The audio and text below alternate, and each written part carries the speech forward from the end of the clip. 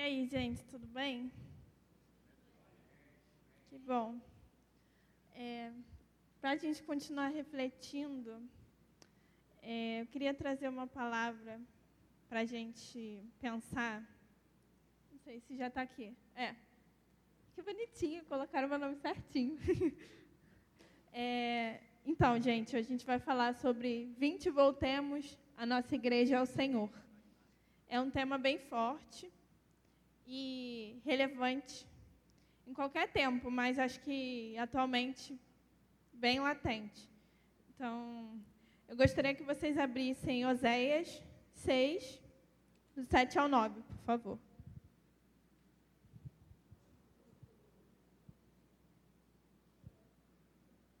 Eu vou ler, tá, gente?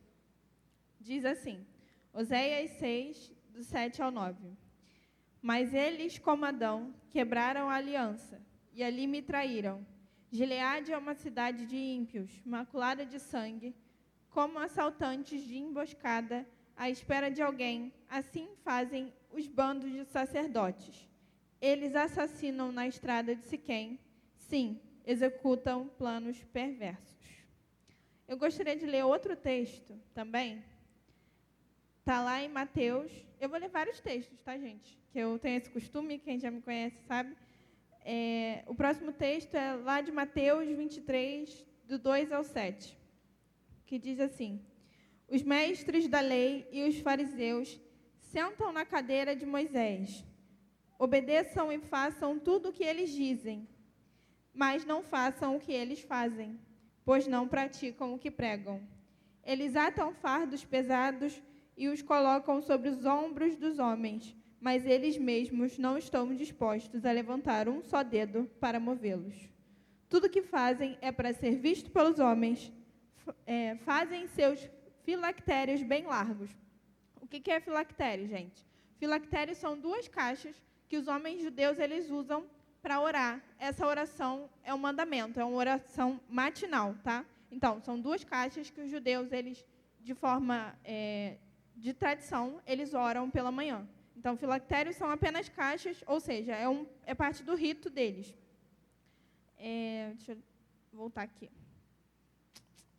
Filactérios bem largos e põem longos enfeites em suas vestes. Amam os lugares de honra nos banquetes, os assentos mais importantes nas sinagogas, as saudações nas praças e que as pessoas os chamem de Rabi. Mateus 23, do 2 ao 7. Isso parece com algo para vocês? A palavra aqui de Oséias fala justamente sobre os sacerdotes que praticam o mal. E Mateus fala a mesma coisa. Mateus fala sobre os mestres da lei e sobre os fariseus, que adoram os lugares de destaque, que adoram ser honrados, que adoram ser chamados de mestres. Mas, no fundo, eles estão colocando sobre aquelas pessoas fardos pesadíssimos, mas que, na realidade, eles mesmos não praticam.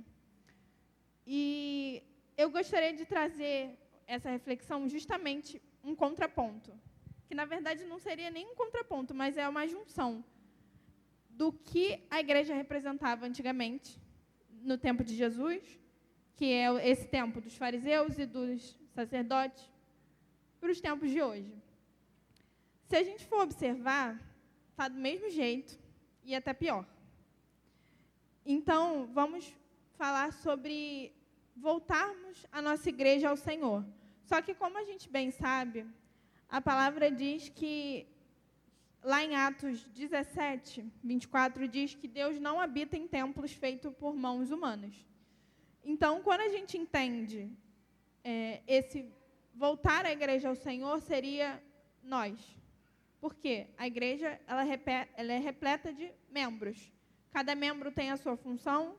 Temos a orelha, temos o pé, todos muito diferentes, mas todos importantes, e cada um executando a sua função. Então, quando a gente fala sobre a igreja, a gente entende que o Espírito Santo e a presença de Deus, que antes era representada pelo sacerdote, e o Espírito Santo, né? e a presença de Deus, que era carregada naquela época pelos sacerdotes e os fariseus, que representavam a presença de Deus de maneira prática, ou seja, na lei, hoje, quando a gente traz esse comparativo do que era a igreja antigamente, do que era a igreja hoje, hoje a gente entende que nós temos livre acesso à presença de Deus.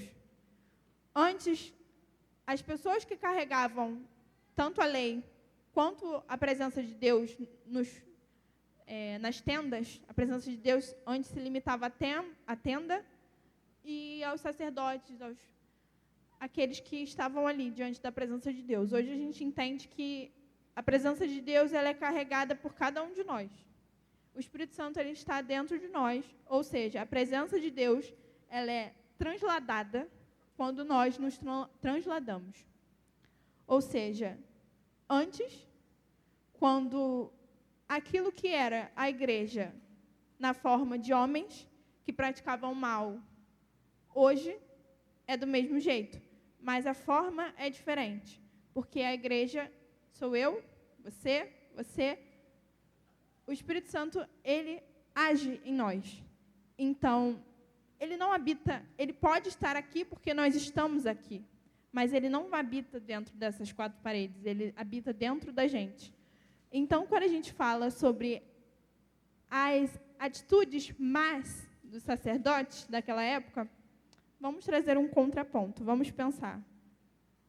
Hoje, se nós carregamos a presença de Deus, nós somos os sacerdotes. Será que nós estamos agindo como esses sacerdotes? Será que nós estamos amando os lugares de destaque? Será que nós estamos agindo de maneira teórica demais e pouco prática? Será que a gente está colocando fardos sobre as pessoas, fardos esses que o próprio Mateus ele falou aqui na palavra?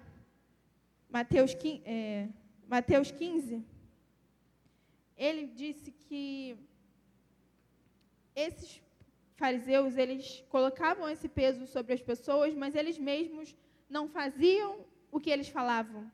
E Mateus exortou aquele povo, né, que diz assim,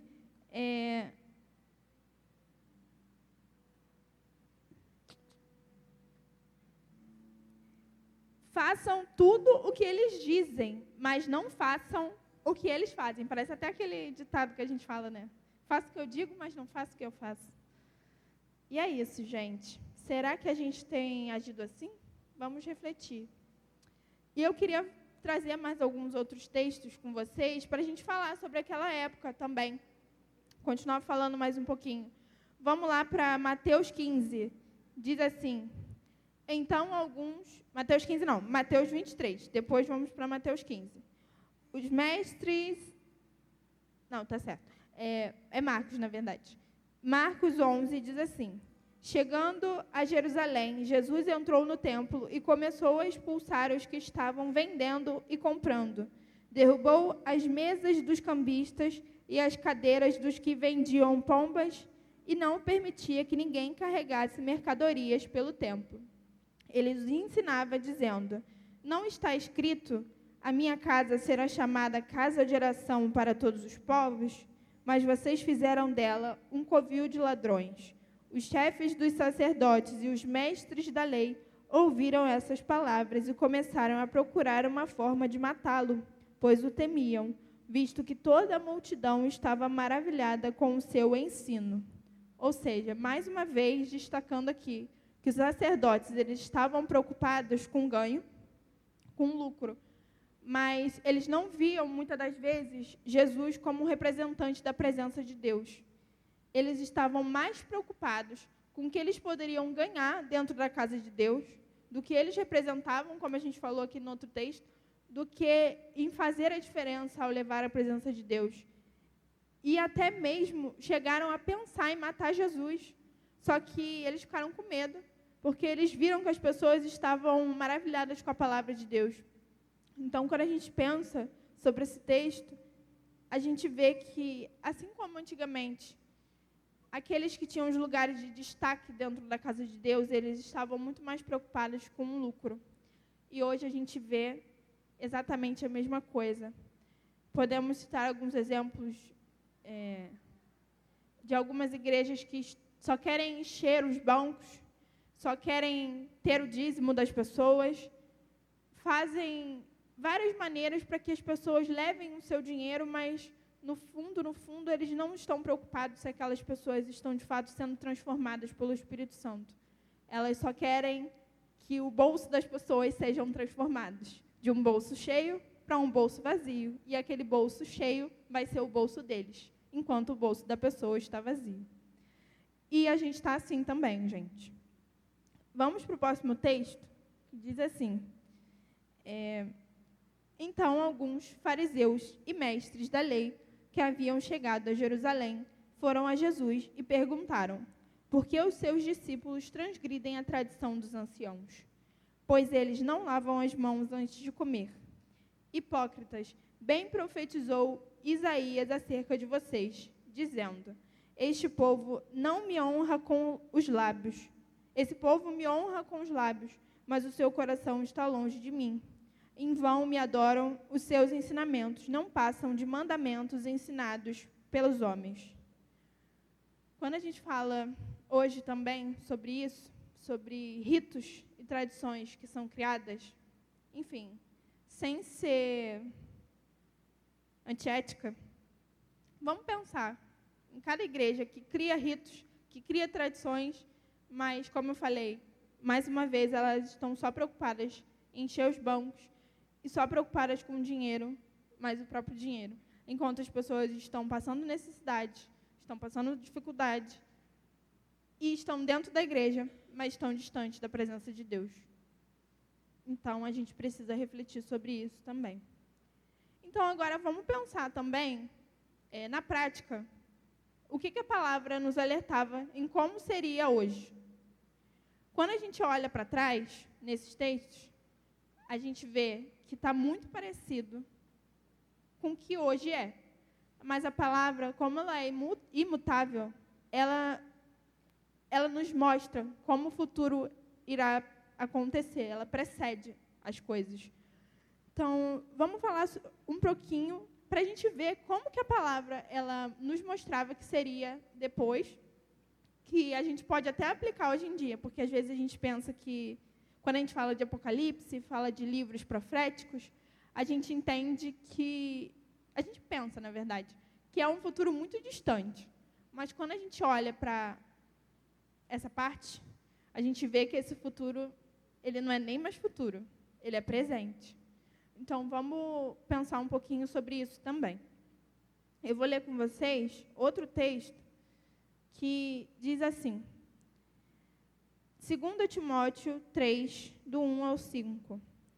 Saiba que nos últimos dias sobrevirão tempos difíceis. Isso porque os homens serão amantes de si mesmos, apegados ao dinheiro, arrogantes, orgulhosos, blasfemos, desobedientes aos pais, ingratos, ímpios, insensíveis, irreconciliáveis, caluniadores, sem domínio próprio, cruéis, inimigos do bem, traidores, impetuosos, soberbos, mais amantes dos prazeres do que amantes de Deus.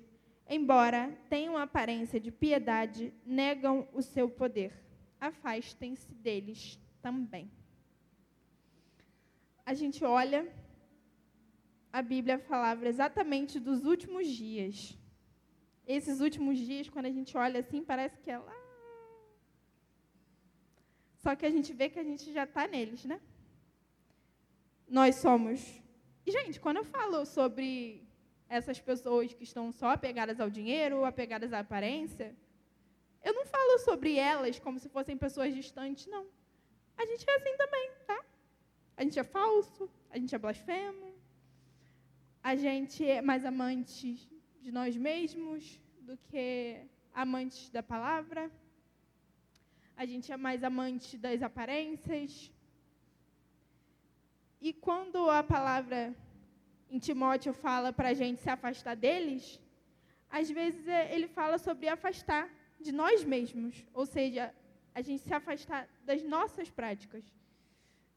Então, vamos pensar sobre isso. Vamos não só entender que quando a gente fala sobre os falsos profetas, a gente tem que olhar muito mais para dentro do que para fora. Porque os mestres da lei, esses sacerdotes e esses idólatras, eles estavam, como a gente aprendeu aqui, a gente leu, eles estavam sempre com um dedinho apontado para as pessoas. Mas uma coisa que os meus avós sempre me ensinaram é que quando tem um dedinho apontado para você, tem mais de 3 apontados para você. Quando você aponta um, os outros estão todos voltados para você. Então, quando a gente fala sobre a igreja voltar ao Senhor, foi como eu falei, a igreja ela é constituída de membros. Eu sou um pé, você é uma cabeça, você é um braço, ou seja, não é esse templo físico, mas somos nós. Então, se os fariseus e os sacerdotes, tanto lá naquela época como nos últimos dias, eles se portavam daquela maneira, a gente precisa pensar, não para o outro irmão, como ele está se portando, mas como você está se portando. Reflita. Quando a palavra fala lá em 2 Timóteo, mais uma vez eu vou falar, quando Timóteo fala, afaste-se destes, os caluniadores, arrogantes, orgulhosos, eu falo mais uma vez, não é afastar dessas pessoas, mas também, isso é importante. Mas, como eu disse aqui, vamos refletir muito mais sobre como a gente está se portando do que como as pessoas estão se portando. Porque quando a gente olha para dentro, é muito mais fácil mudar ao nosso redor. Pode parecer estranho, mas quando você é o agente de transformação, é muito mais fácil fazer a movimentação. Então, se você está vendo algo errado na igreja, e na igreja, quando eu digo a igreja não é só aqui, mas a igreja como um todo, se você olha para trás, a partir desses textos, e olha que a igreja estava desse jeito, e hoje em dia também, como a própria Bíblia nos alertou, vamos pensar, como eu estou me portando? Que igreja que eu estou sendo? Não é olhar, que irmãozinho, como que o irmãozinho está se portando? Não, como eu estou me portando? Que igreja que eu estou sendo? Porque, como eu falei, o templo, a igreja, ela é feita de membros. Então, você é uma parte dela. Eu sou uma parte dela. Então, pense, como eu estou me portando? Porque se eu me preocupar muito mais em ser a igreja, ser o agente de transformação, eu vou conseguir, através do Espírito Santo, fazer a diferença na vida do meu irmão que não está agindo de maneira correta. Então, ao invés de nós estarmos prontos e dispostos a atar fardos pesados, que, como eu li aqui, os fariseus colocavam sobre as pessoas, que nós estejamos atentos em como que a gente está se portando. E, para fechar, eu gostaria de voltar lá para Oséias com vocês, rapidinho, só destacar, para a gente poder fazer um finish aqui, que aquela parte que fala assim, Gileade é uma cidade de ímpios, maculada de sangue. Executam planos perversos.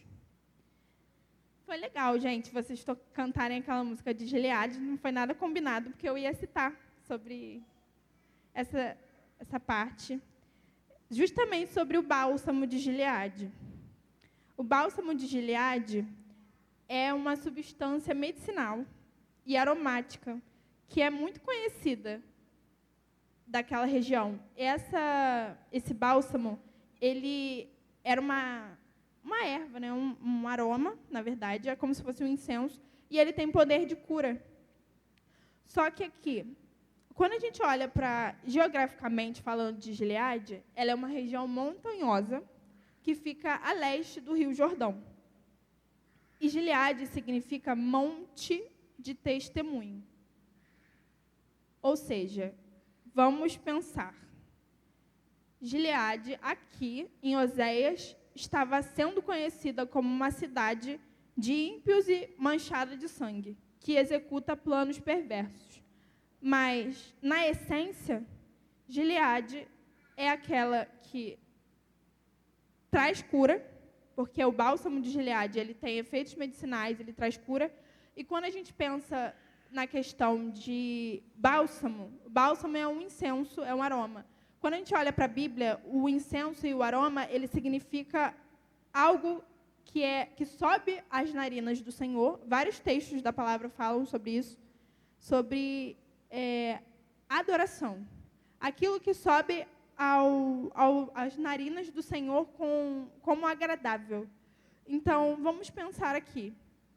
O bálsamo de Gileade, ele tem duas vertentes, de maneira teórica falando. A simbologia do bálsamo de Gileade. Ou seja, é aquilo que traz cura e sobe ao Senhor de maneira agradável. Então, vamos trazer dois comparativos. Aquela Gileade que era manchada de sangue e aquela Gileade... Outra coisa que eu não falei. Gileade era uma região montanhosa e ela também, além de ser conhecida pelo bálsamo, ela era conhecida por ser uma região fértil. E quando a gente traz esse comparativo, o que é ser fértil? Fértil é uma região ou uma terra que produz muitos frutos e bons frutos. Então, falando metaforicamente, Gileade, ela foi chamada para ser alguém fértil, ou seja, produz bons frutos, e a palavra de Deus diz que um servo ele produz bons frutos. Metaforicamente falando, isso é aquilo que você produz, ele tem que ser bom. E quando a gente fala sobre, mais uma vez, sobre um monte de testemunho, ou seja, no bom sentido da palavra Gileade, como cidade, e quando a gente entende cidade, mais uma vez a gente fala sobre o corpo no geral da cidade, dos cidadãos, ou seja, cada representante, na sua essência, sua identidade era trazer cura, trazer a presença do Espírito Santo, né, que a adoração que sobe às narinas do Senhor de maneira agradável, produz bons frutos, ou seja, era um monte de testemunho, ou seja, faz a diferença.